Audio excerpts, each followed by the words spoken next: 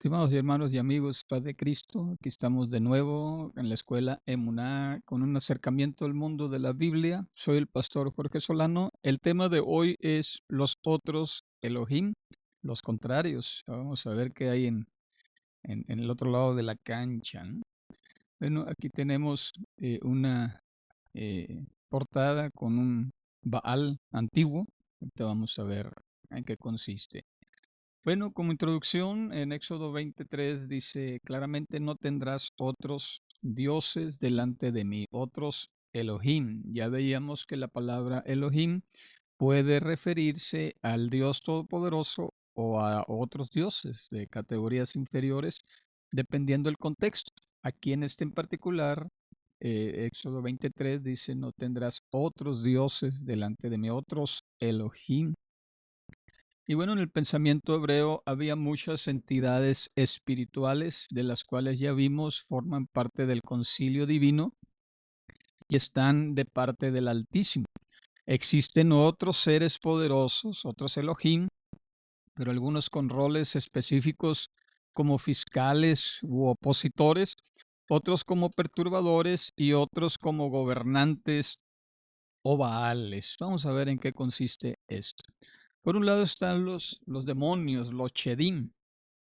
Esta es la categoría más inferior, podemos decir, de los seres espirituales del inframundo, eh, pero bueno, vamos a verlos. En Deuteronomio 32:17 dice, sacrificaron a los Chedim, demonios, y no a Dios, y a dioses que no habían conocido, a nuevos recién llegados que vuestros padres no temieron. Bueno, este es un pasaje que habla claramente de que en la mentalidad hebrea había otros dioses y esos dioses pues algunos eran demonios, ¿no? La palabra en hebreo es Chedim, se refiere a dioses extranjeros, pequeños y violentos, así son descritos en la Biblia. Por ejemplo, en 1 Samuel 16:14 dice, y el espíritu del Señor se apartó de Saúl y un espíritu malo de parte del Señor lo aterrorizaba. Fíjense aquí lo curioso, ¿no? Era un Chedim, era un espíritu malo, era un Elohim menor, pero que de parte del Señor, ¿no? Le permitió aterrorizarlo. Aquí a la derecha aparece una representación Babilonia de un demonio llamado Abscalum. Déjame regresarlo aquí, se me movió. Es Papazu. Este es el demonio Papazu y es datado del 800 antes de Cristo. Bueno, Shedim traduce como demonios en la versión al Reina Valera y se identifica con un espíritu malo, es decir, un Ruach Raha. En la Septuaginta se tradujo al griego como daimones y al español pues nos llegó ya como demonios, ¿no? De Chedim al griego daimones, al español demonios. Y aquí tenemos una imagen, pues muy antigua también, pero que tiene que ver en la época medieval de San Antonio, en una ilustración de una serie de escritos que hizo acerca de las tentaciones que sufría este sacerdote. Y esta pintura la hizo Martín Schongauer en 1475 y él trata de describir gráficamente los tormentos que sufría este hombre de parte de esos Shedim, de los demonios. Y bueno, no existe bíblicamente claridad en cuanto a la forma de dichos seres espirituales, pero se conoce más por su función. Fundamentalmente eran hacedores o ejecutores de males de parte de Dios. Se consideran espíritus inmundos porque habitan lugares desolados como los cementerios, ¿no?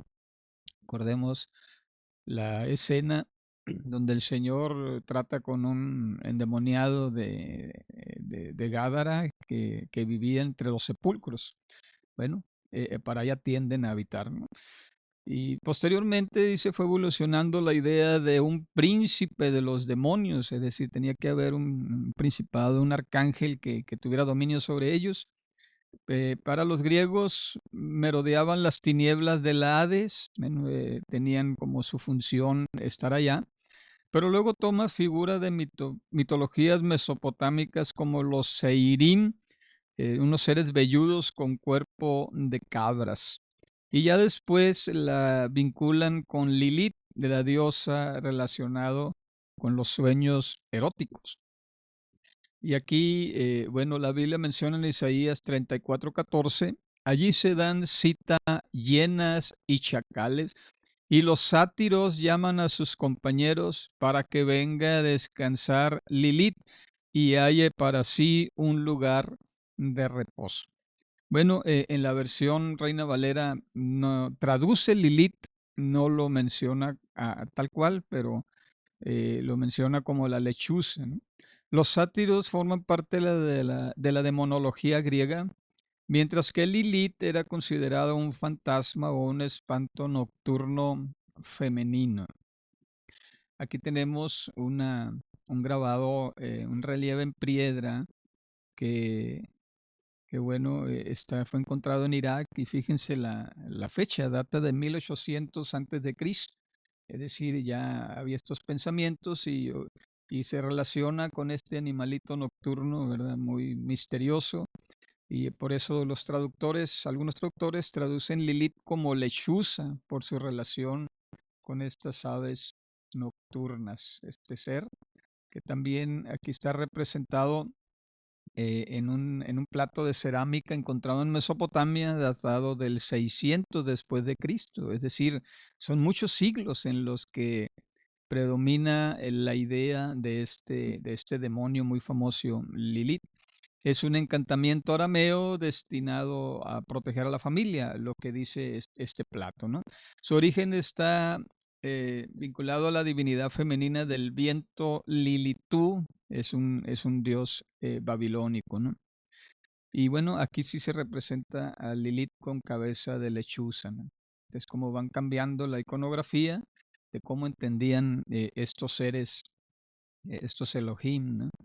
Tobías es un libro deuterocanónico que menciona al demonio Ashmodeo, que se enamora de Sara y mata a los 7 maridos en su noche de bodas. Es decir, se casó en 7 ocasiones y en la noche de bodas se le morían los maridos y se le atribuyeron a Ashmodeo. Y bueno, aquí hay una ilustración de Jorge Sansol, una ilustración ya muy moderna, ¿no? De este Ashmodeo.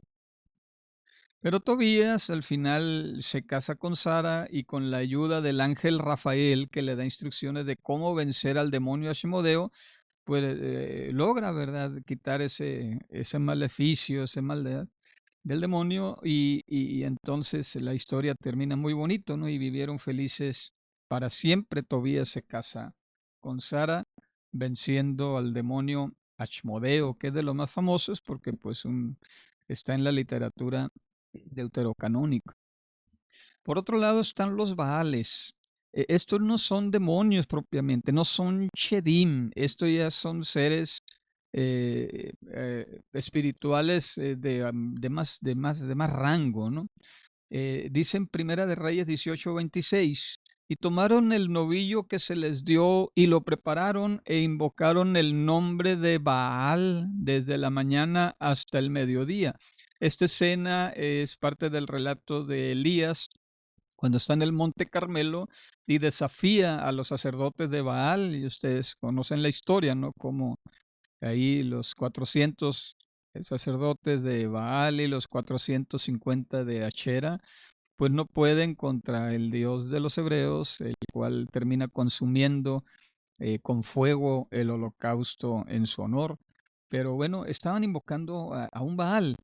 ¿Qué son los Baales? Bueno, son dioses territoriales, Elohim, pero que se les asignó un territorio en particular, una montaña desde donde gobernar una parte de la tierra. Por eso en los antiguos y todavía prevalece la idea de que los dioses viven en los lugares altos, porque eso es lo que dice la escritura y es lo que se creía desde la antigüedad. Se les asigna una montaña y entonces ahí es donde hacían los altares, los sacrificios para pues congraciarse con esos dioses. Y por eso también el Señor se aparece en un lugar alto, ¿verdad?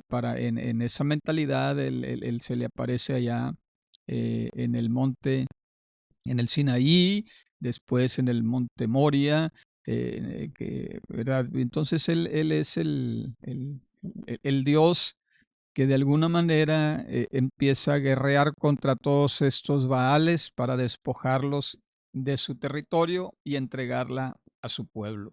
Eso es lo que había en la mentalidad hebrea. Recuerden que aquí es una especie de clase de historia, ¿no? No os estoy diciendo que crean o no crean, es simplemente lo que ellos entendían por Baales, las funciones que la Biblia describe de ellos y tratar de entender la Biblia, pues lo que significó para los antiguos hebreos. La palabra Baal significa marido, señor, propietario. Y esos son lo que ya en el Nuevo Testamento nos llega como las potestades de los aires. Cuando Pablo habla de esa guerra espiritual en Efesios 6, habla de potestades, de príncipes, de gobernadores de las tinieblas. Bueno, pues esos son los Baales antiguos, ¿no? En Proverbios 22, 24 indican una personalidad iracunda, ¿no? Defendiendo su territorio, ¿no? Entonces, ya también esto aparece en esta idea aparece en Deuteronomio 32 de que el león, el Altísimo, había repartido la tierra a 70 dioses menores, 70 Baales, y en el caso del dios de Canal le decían simplemente Baal. Y al Señor, a Yahvé, se le asignó a Jacob como pueblo, ¿no? Entonces se repartieron los pueblos. El Señor, el Altísimo, destina a cada uno de esos 70 dioses que se le conocen como Baales, pero al Señor, ¿verdad? Que es como la forma visible del Altísimo, lo que para nosotros es Cristo, ¿no? A los hebreos antiguos, pues ellos decían, Yahvé es el Dios que está con nosotros, que de parte del Altísimo. Bueno, no voy a entrar mucho en la teología hebrea, quiero que entendamos más que nada la cosmovisión como tal. En Jeremías 19:5 dice, edificaron lugares altos a Baal, es decir, en las montañas, ya veníamos diciendo, porque pues son los lugares que se le asignaron. Por lo tanto, las tierras y los ríos estaban ligadas a los dioses, a los Baales, y los pueblos antiguos veneraban a su propio Baal territorial. Y bueno, parte de esto lo encontramos, por ejemplo, en la historia de Naamán, el sirio que llegó ante Eliseo para pedirle que orara por él porque pues estaba enfermo de lepra y nada había podido curarlo. Y alguien se le recomendó que fueran con Eliseo. Y saben la historia, como el Señor le manda decir a Naamán que se sumerja 7 veces en el Jordán. A lo cual Naamán se pone renuente porque sabían que el Dios de los hebreos dominaba el Jordán, dominaba la montaña, el monte Moria, ¿verdad? Y toda la tierra donde está Galilea. Y entonces era el Dios de esa tierra, el que había vencido a los Baales territoriales y que ahora se había establecido ahí. Por lo tanto, era el Dios de las montañas de Judea, de los ríos de Judea. Y entonces sumergirse en los ríos era una especie de conversión, era negar a los dioses de su tierra. Por eso él hace alusión y dice, bueno, ¿qué acaso no tenemos otros ríos mucho más grandes que este río aquí donde me voy a sumergir? Además, allá están mis dioses. Y yo sumergirme en este río significa ofender a mis dioses porque me voy a entregar a la fe del Dios de los hebreos. No era tan fácil la cuestión. Al fin de cuentas, su siervo lo convence y cuando ya después de las 7 inmersiones queda sano, pues ya sabe, la historia bíblica le manda algunos regalos a Eliseo, los mismos que rechaza. pero su siervo vivito, ¿verdad? Se los quedó y la lepra le cayó a él. Pero sin embargo, tiene una última petición y le dice, bueno, permíteme entonces, Eliseo, llevarme 2 costales de tierra de aquí, de la tierra del Dios que me sanó. ¿Y por qué? Bueno, porque decía, el Dios de esta tierra, el Dios que está ligado a estas montañas, a este río, es el Dios al que yo voy a adorar ahora. No lo puedo adorar en tierra ajena, por eso necesito llevarme tierra de aquí, de la tierra que representa al Dios de los hebreos, para entonces vertirla en mi casa. Y bueno, yo tengo una teoría de que, permítanme ver. ¡Hey, chamaquitos! ¡Están comiendo! Permítanme tantito.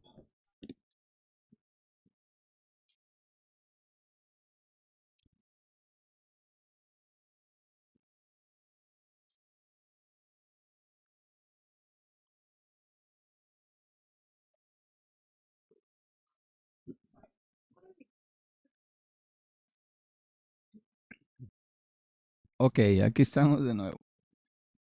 Entonces, se lleva 2 costales. Mi teoría es uno para ponerlo en su casa y otro para vertirla en el palacio real donde servía al rey de los asirios, ¿no? Otra, otra historia parecida es de cuando Moisés conoce al Señor, y cuando está manifestado en aquella zarza que está impregnada por la presencia de Dios, que parece un fuego y que no la consume, entonces Dios le dice una petición, le dice, ¿sabes qué? Bueno, una petición, una orden, quita el calzado de tus pies. Este lugar que pisas me pertenece, es un lugar santo, consagrado. Era una manera de decir, tú traes tierra contaminada con los dioses a los cuales sirven allá, pero yo quiero que te quites esas sandalias de tierra de otros baales, de otros dioses, porque ahora me vas a servir a mí. Entonces, ahí está impregnada la idea de que venimos hablando de los territorios dominados por Baales, ¿no? Aquí a la derecha está la imagen de un Baal encontrada en una excavación en Ugarit. Estos Baales tenían un tamaño muy pequeño, 10, 15 centímetros, y dicen los historiadores que ese era el problema que tenían los hebreos, que cuando ya conquistaron la tierra y sembraban la tierra, de alguna manera tenían esta idea todavía y no entendían del todo de que el Señor había derrotado todos esos dioses y entonces iban al templo, adoraban al Señor, iban a la tierra a cultivar y sacaban su Baal, ¿no? De ahí de sus vestiduras y ahí le decía una plegaria, una oración, diciendo, oye, bendíceme, tú eres el dueño original de esta tierra, ¿no? Por decirlo así, y bendíceme. Y era ese problema que tenían los hebreos en la antigüedad con esta idea de los Baales, los dioses territoriales. Bueno, el Baal para los cananeos era el dios de la fertilidad. Bel Merodach era ídolo de los asirios. Ya, Bel, pues es otra forma de decir Baal. Son las mismas consonantes hebreas, ¿no? La Bet y la Met. Y aquí tenemos Baal Peor, que era un ídolo de los moabitas. Baal Zebub, que era el dios de las moscas, era el dios de los filisteos, etcétera, etcétera. Pero bueno, también algunos como el dios egipcio Ptah son representados en lapislázuli por relacionarlo con entidades de los cielos. Aquí tenemos al dios Ptah de los egipcios, pero aquí tenemos una representación en lapislázuli, que era un material pues más o menos del color del cielo, ¿no? Es decir, decían, son seres celestiales, pues con este material vamos a representarlos. Eso en cuanto a los Baales. Entonces, en esta idea, la salida de los hebreos de Egipto por la mano del Señor es una lucha contra los dioses, es decir, contra los Baales de Egipto, de esa nación. Aquí tenemos la imagen de Moisés, ¿verdad? En esa lucha con las serpientes, en esa señal contra los hechiceros de Egipto.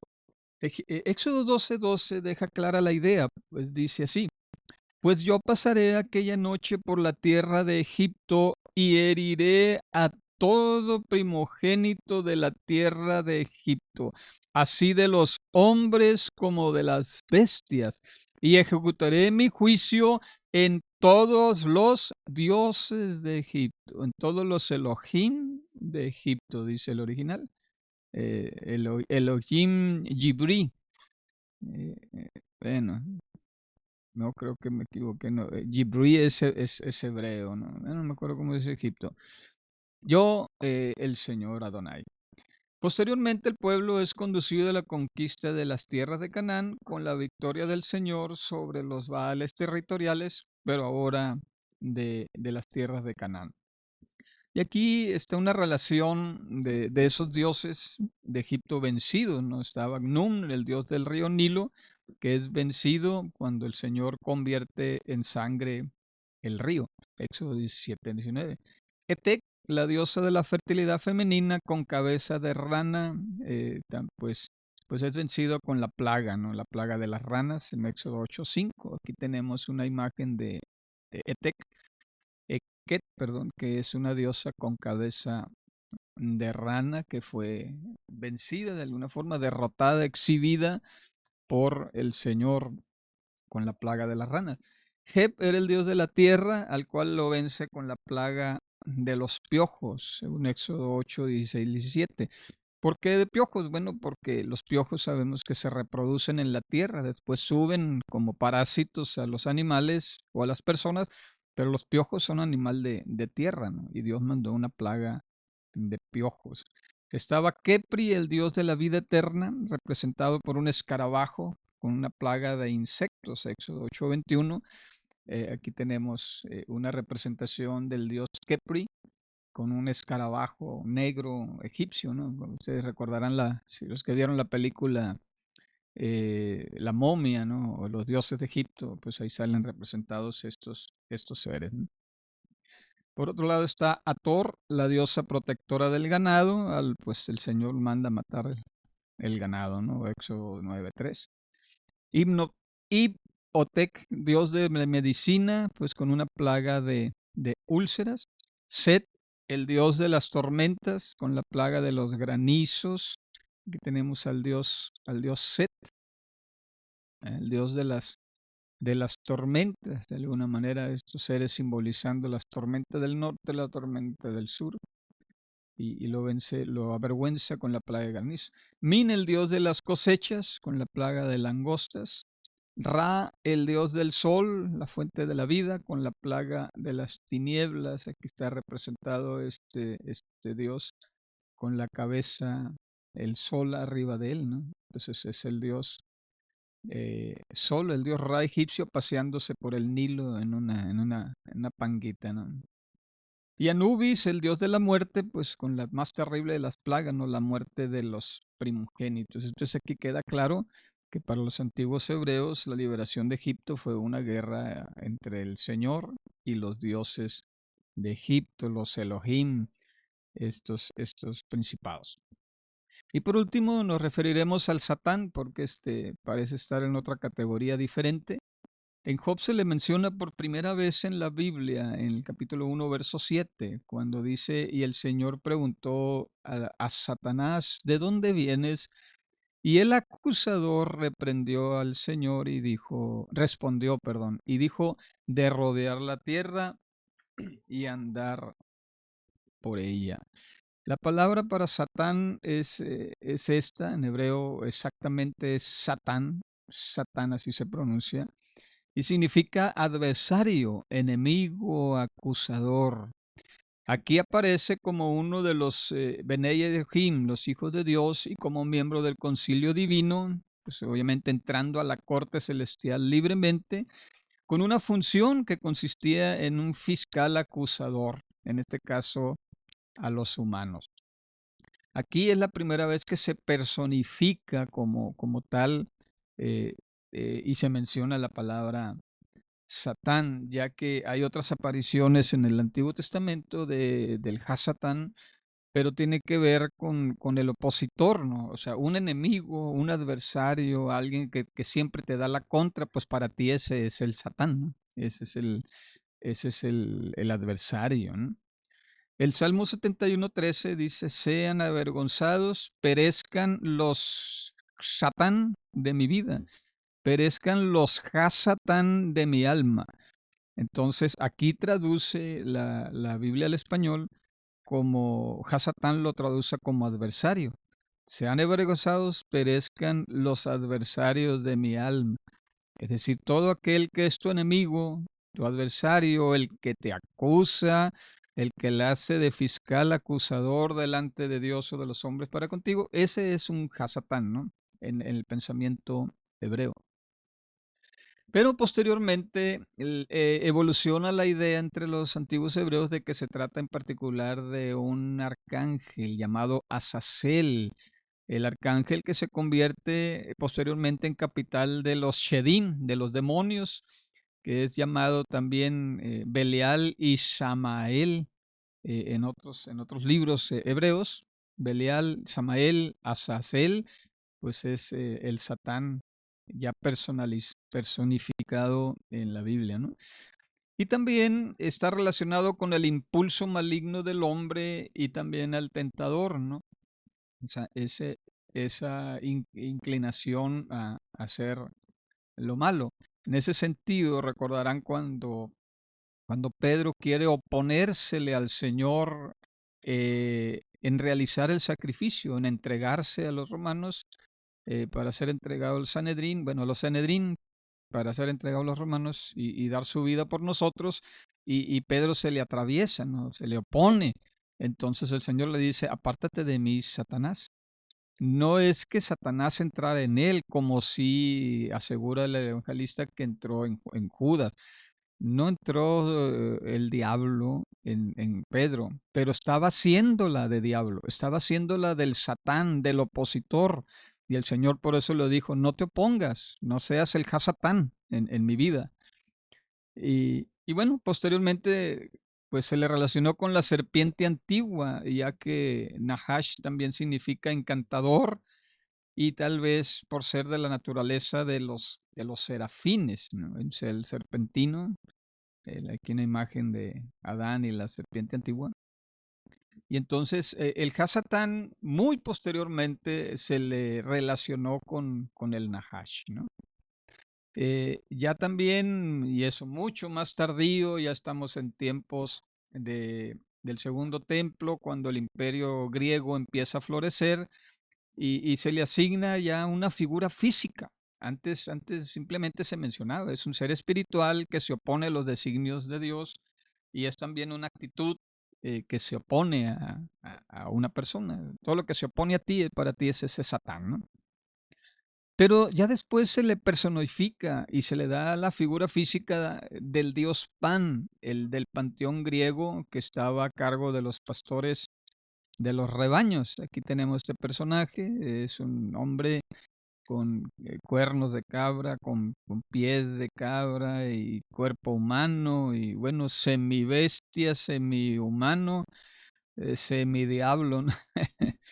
Pues ya fue tomando forma, ¿no? Aparentemente esto pues aparece implícitamente en la escena de Mateo 16, 13 al 20, cuando Jesús lleva a los apóstoles a Cesarea de Filipo, donde estaba la roca con una cueva fosa conocida como las puertas del Hades. Esa era una cueva que podían tirar una piedra y no se escuchaba que tocaba fondo. Se decía que una puerta que conectaba con el inframundo. Se recordarán la cosmovisión hebrea. Abajo de la tierra está el Hades, está el Tejón, está el abismo. Y se le conocía así como las puertas del Hades.